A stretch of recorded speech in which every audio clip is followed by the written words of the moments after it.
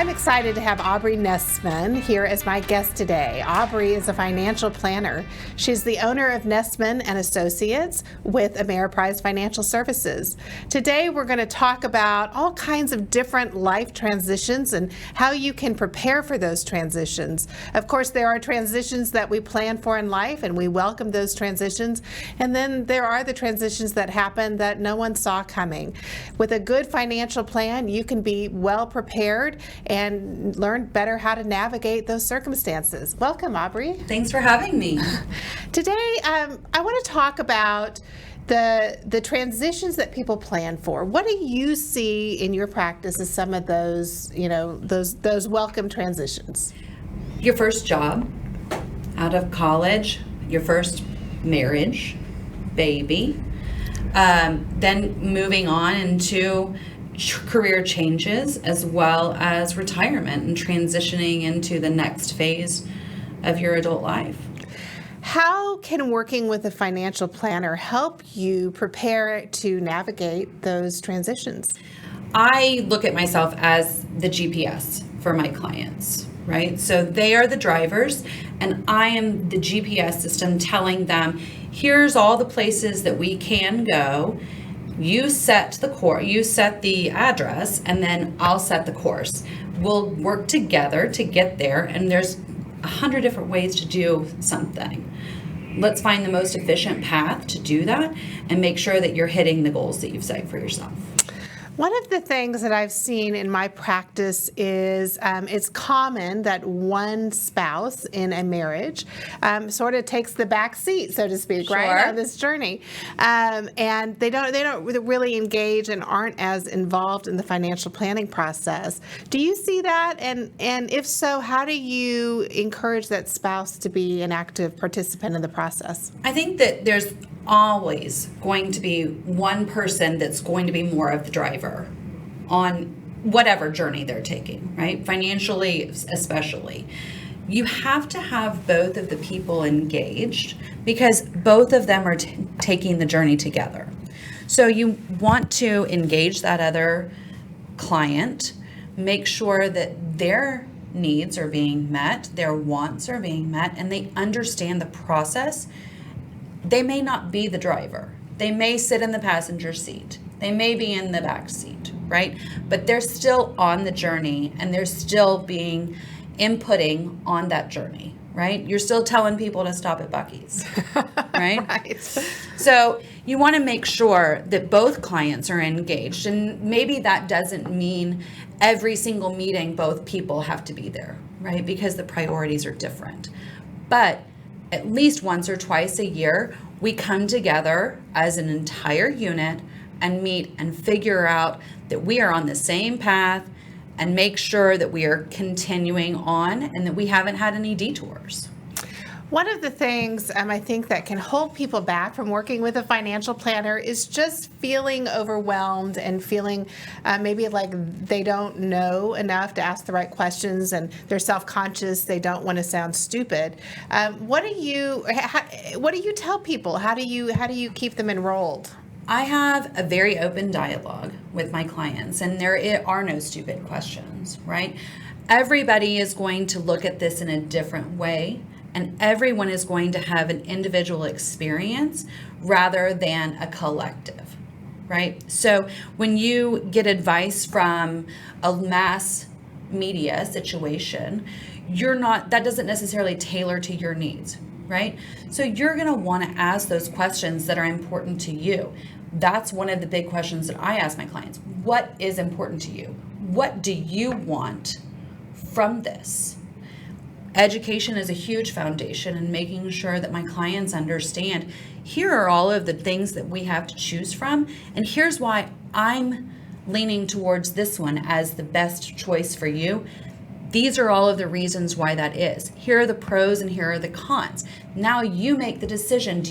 Are you in agreement with me, or do you feel like maybe this one would be better? And let's have a dialogue as to why that is, so that it really is a journey together instead of me taking over and just saying, this is what we're going to do, and you're just going to like it, and we'll get where you're needing to go. One of the things that occurs to me as we go along with this metaphor of the car ride is that people come to this car ride with a lot of baggage. Oh, absolutely. So you grew up with certain ideas and values about money. Maybe that's changed in your career, but it's not uncommon for people to partner with somebody who has completely different baggage around financials. Right? Do you find yourself being in the role of a mediator sometimes? Oh, I'm definitely a psychologist some days, right? You've got a spender and you've got a saver in every relationship. And both of those can be tempered. You can't do anything to the extreme or to the exclusivity of the other, right? So you have to make sure that it is an understandable journey, right? You've come in with these ideas. I personally I would argue that I'm more of the saver because I do it in a more deliberate way, and I set it up and I understand how I need things to be done. I need it to be on a line item, basically, that I check off, instead of having just, I've got this much cash left over, we'll put it over here, right? I need to have a specific objective to it. My husband does not, right? He can do that. He has the capacity to say, we've got this much left over, we'll just move it to the side. So we have to understand how we work. And I have a financial advisor because I wouldn't do my financial advice, right? I need somebody to tell me, Aubrey, you need to do this. Here's what we're working towards, and here's how we're going to get there. It's just like the plumber, right? The plumber always has the worst pipes because he's the last person to take care of. He takes care of everybody else first. And so I have a financial advisor and make sure that I'm following that same advice that I'm dispensing, and I'm doing it in a very thoughtful way that is not an afterthought.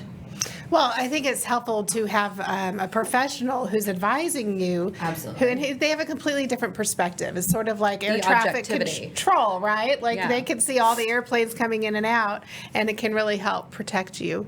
One of the things that I think is so important, and what we're all experiencing these days, is just the unpredictable, right? Sure. And so, nobody saw the pandemic coming. Nobody had that preparation on their checklist, back in 2019. But what we've learned is that, we have to pivot and we have to make changes. What are some of the life transitions that you experience with your clients that weren't necessarily on their radar, that they didn't see coming? So I have clients who've passed away suddenly. You don't expect that to happen, right? You plan for it. There's an objective. In the event of this happening, we have an idea of how we're going to navigate that, right? But you don't plan for the grief. You don't plan for the shock and the survival mode that just totally kicks in. Right? And so having an advisor and having that conversation prior to a life event like that, then you're going to be in a better situation to be able to have that peace of mind and to be able to take that deep breath and say, we're going to be okay. We're going to get through this. We've got to wait and make sure that we're making the right decisions and that we're implementing the plan. And by the way, that plan can change midstream. Right? That's the beauty of a financial plan, is the flexibility of it. You have your general ideas and what you're wanting to do, but you also know that if you take a detour, if you jump off, you can get back on. And that's one of the things I think, again, working with a professional can be so helpful, because while I may not be planning for X, Y, or Z to happen, whether that's a sudden death or a divorce or a job loss or, any of those kinds of transitions, you've been down that road before with other clients. What have you seen? How have you seen ways in which a plan it was really able to help family? So going back to that client who unexpectedly died, 40 years old. Oh my gosh. Right? 11 and 12-year-old kids. and just out of nowhere, right? And so we had a plan in place about what to do in the event of this. I have conversations with my clients, both partners, and say to the one, what do you want to happen in the event of your passing? Mm-hmm. How do you want everybody to handle that financially, emotionally, right? And then have that same question to the other partner. It's not necessarily the same answer, right? What I want for myself may be very different than what I would want for my husband to happen, right? But what the most important thing, I think, is to have that time and to have that ability to say, I don't have to decide what to do about the house. I don't have to decide if I need to go back to work right now, or if I need to, say I have a very demanding job that requires a lot of my time. Now I need to figure out all of the things that my partner was doing to help offset that, right?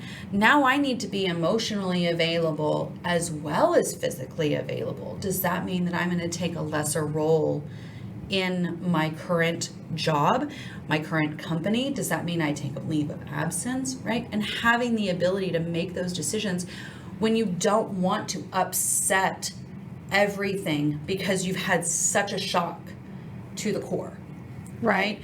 So I'd say that plan gives you that peace of mind, but it also gives you time.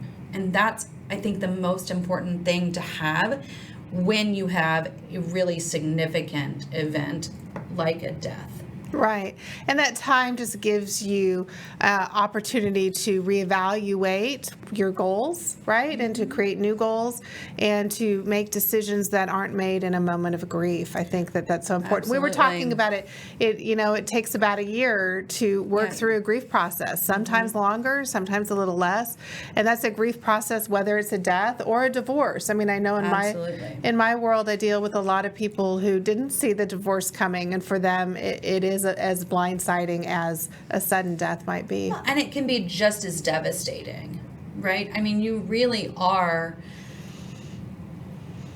being impacted financially as well as still making all those same decisions as if you had the death, but it continues on, right? You don't have the finality of it that you do with a death. And so I think that in a lot of ways, a divorce is more impactful from a financial and an emotional state than a death would be. Right. If only there were divorce insurance. Let's get some of that. But anyway, I think it's just, it's a really good point that, things happen in life. And something we were just talking about that's happening a lot right now are major career transitions. Sure. Talk a little bit about that. So companies are offering packages, right? Saying, look, it's more viable for us to let you go, and here's the severance on that. And if it's something that you're not expecting and you're not hoping for, right, then it can completely turn your world upside down, right? Now you have to worry about your health care. How do I transition that? Where am I going to be doing the COBRA that the company offers me? What do I do after that? Because Medicare doesn't start until 65, right? And so now you may have a gap of insurance and you'll have to self-insure. And what are the costs of that? And what are the ramifications of that? Right? Medicare has a look-back time frame on your earned income. So if you have a big severance package that comes in 2 years before that, your premiums are going to be higher. How do you offset that and make sure that you're planning for that? Because then it's a 2-year look-back, but then it's a 2-year look-back from the IRS to get that adjusted as well. Right? So now you're constantly having to make sure that you're staying within these levels in order to be able to keep your premiums at a manageable and affordable level. How do you do that without compromising your care? I think this conversation just drives home the importance of having somebody who is up to date on the IRS codes and making sure that, all of those things are being tended to. And that's the advantage of working with a financial planner is that's your job. Absolutely. Right? And it's not my job. So I think that's incredible what you can bring to the table when you're working with families. A lot of people think that in order to work with a financial planner, I need to come to the table with lots of money ready to invest. Is that a myth? Absolutely. I would absolutely agree with that myth. You don't have to. What has to happen to be working with a financial advisor is to be advised receptive. Right? Okay. So you need to be putting yourself in a position to understand that you're asking for help and you're going to receive those recommendations and implement them to some degree, right? So I have a multi-generational practice where I work with the adult children, the parents, and then the kids that are starting their first job and that are starting their life, right? They're getting married. They're changing careers. It's not an asset level. It's an interest level. I love that. I think that that's so important. And really, good financial planning is something that we should all have an interest in. Absolutely. Because it can make a huge difference. One of the things we were talking about that I thought was really interesting is the idea, a lot of employers offer life insurance through their as a benefit, and we were just talking earlier about how oftentimes they don't do the underwriting before they insure you. They wait and do the underwriting when there's an event. Death. That's correct. And it could be that you don't end up qualifying. Or there's a significant delay. Right. And you were saying it could take 6 to 7 months. What do you recommend people do with regard to life insurance? So your company more than likely offers you some kind of a time salary option, right? So 1 to 2 times salary, which is the standard that they offer. And then you can elect to have supplemental insurance on top of that. Depending on your health, your age, and then the demographics of your company, that may be a really good deal or a really bad deal. And so having individual insurance allows you to always have that insurance, no matter what they're doing with your job and no matter what benefits they're offering. It's completely transferable. It stays with you, right? It's also tied to your health. And so you're only paying for what you are receiving and you are underwritten for. The underwriting process happens beforehand. And so with insurance, you can make 3 decisions. You choose the terms and conditions, the death benefit, and then the payment, right? The premium.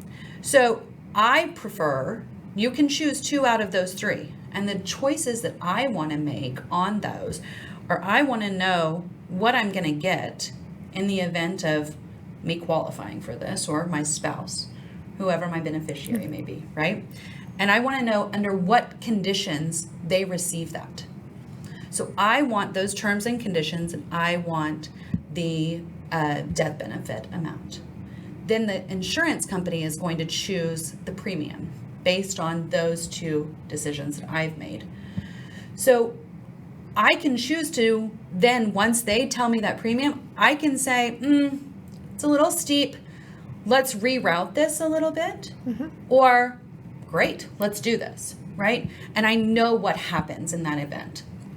So with an employer policy on this supplemental part, you will sign a attestation stating I don't have any conditions or I do, and these are what they are. In the event of you passing away, they start the underwriting process at that time. They're going to go through and look through that attestation. Did you fudge this information at all, right? They're pulling your medical records. They're doing all of that. Doctors are not very responsive to medical record. They're just not, because of the HIPAA impacts of that, but also because they're not the ones that are in charge of that, right? They usually have a billing company or a record keeping company that's doing that. So now you're on a third party situation. Now that's going to extend the time frame that everything takes to go through the process. So you don't have that luxury of time. You're waiting. So I may have thought that, oh, because I've got this policy through my employer, if something were to happen, my family would be taken care of. But what I've learned from you is that may not necessarily be the case. Right. It could be eventually they are taken care of, but it could be 6 to 7 months before they get there. And that's a 6 to 7 months of grief, of 6 to 7 months when major life changes have to be considered, and not the best situation where a private life insurance can really afford more time. Right, and you have that loss of income, or if, say, it's a non-working spouse that has died, right? Now you have to supplement the time and the talent that non-working spouse has been putting forth. And oftentimes, if there is a non-working spouse, the working spouse really has no idea what goes on in a typical logistics with that. And so and that's running the children around all the activities and being the stay-at-home parent to take care of tend to all of the household needs. I agree. I think until that role is no longer available, we don't really know the value of that role. Absolutely. That's really interesting. All right, one last question I want to throw at you. Yeah. Since I just turned 50, I want to talk a little bit about long-term care insurance. Okay. How is that working? I think it's changed a lot since it was first introduced. Maybe 30 years ago or so. It has. And are there private insurance policies people are getting for long-term care, or just what's going on in the world of long-term care? So there's different ways that you can approach long-term care insurance, right? All of them work the same in that in order to qualify, you have to be unable to complete 2 of the 6 daily activities, right? So you think about those daily activities as when you wake up in the morning, the first thing you do is you get out of bed. Then you go to the bathroom, take a shower, you get dressed, you go make dinner or make breakfast, I guess, and then you sit down and eat it. Right? If 2 of those are missing and your physician signs off on that, you will qualify for that long-term care insurance. Now, long-term care insurance can be divided up into different ways. So you can have a traditional policy, which is a reimbursement policy. What you do with that is you pay that premium until you have a qualifying event. Then you have a waiver of premium after a certain period of time, and you can adjust that time to fit your schedule. Then you will start having that care paid for in a reimbursement option. So you incur the cost, you submit the receipts are reviewed, and then you're reimbursed. Much like a flex spending account with your health benefits or a dependent daycare option, again with with your employer benefits. It's taxing on one person to do that, right? Because more than likely, if you're the person that has had the qualifying event, you're not the person that's keeping track of the reimbursement expenses, okay? So it's imperative that you have someone that you trust handling that. There's also certain restrictions on how that can be allocated, right? So it has to go for specific care needs. Under a licensed perspective, you have to have specific products that are used and things like that, right? Then you can have another kind of a policy that's a hybrid policy, that's a life insurance with a long-term care rider. So you have a life insurance policy that in the event of you dying, great. We don't have to worry about long-term care. We've made that very clear, right? Or you have it with you have a long-term care event. Your life insurance death benefit is reduced by the amount of long-term care that you use, right? So it's not a use it or lose it policy per se, which makes a lot of people much more comfortable, right? A lot of people say, well, what if I don't need it? What if I don't need the long-term care policy? Now I've been paying into this for this long and I get nothing out of it, just like car insurance, right? Well, this is the benefit of a hybrid policy where you say, okay, I'm going to have a $500,000 policy, $450,000 of that can be used towards my long-term care, no matter what. 50 grand is going to my beneficiaries, no matter what. That you also don't have as a reimbursement. So you can use that however you want to. You can go on a cruise, say, I'm unable to do these 2 of the 6 daily activities. I've had a terminal diagnosis and I want to just enjoy my life to the fullest while I can. Use it for that, right? You can hire someone to be your manager, your care manager, as it were, your navigator for your healthcare, to hire the people, to make sure that the products that you're ordering are being utilized properly and you aren't being taken advantage of, right? That's a really helpful thing for people who don't have that spouse or that partner or that trusted person to be able to help them go through this process, right? You can also use that to pay for if you're living in a transitional facility where they have the independent living, then you move to assisted, and then you move to a skilled nursing, memory care kind of a situation. You can pay for that cost with that. Whereas with a traditional long-term care policy, that would not be available for the entire amount. Okay? Very interesting. And then there's one more, and that's where you pay upfront. And you say, here's $100,000. That gives me $300,000 of care. It's a use it or lose it, but you can have that money back in 2 years no matter what. If you don't use it, if you don't need the long-term care and you change your mind. But it allows you that. That works just like a traditional long-term care policy in the reimbursement phase. But it also says, I'm not paying premiums for however some indeterminate time frame that can be manipulated due to demand and cost, right? Your long-term care premiums are going to fluctuate. They're not fixed. They have the ability to go up. And a lot of times people say, well, I want to buy it earlier because I'm going to pay less. But that may or may not be the right choice given you're paying less, but you're paying for longer, right? And so at some point there's a cost benefit analysis there that it's not to your benefit. So I prefer the hybrid policy because you may or may not have that life insurance need, right? And you may or may not have that long-term care need, but you're covering both of those bases and you're giving yourself a lot of choice and flexibility in how that is utilized and what you're able to buy with that. Well, thank you, Aubrey. You have given us lots to think about today as we journey on life's road. That's right. Hopefully getting to have some say in the destination where we end up. So I really appreciate your time and your insight.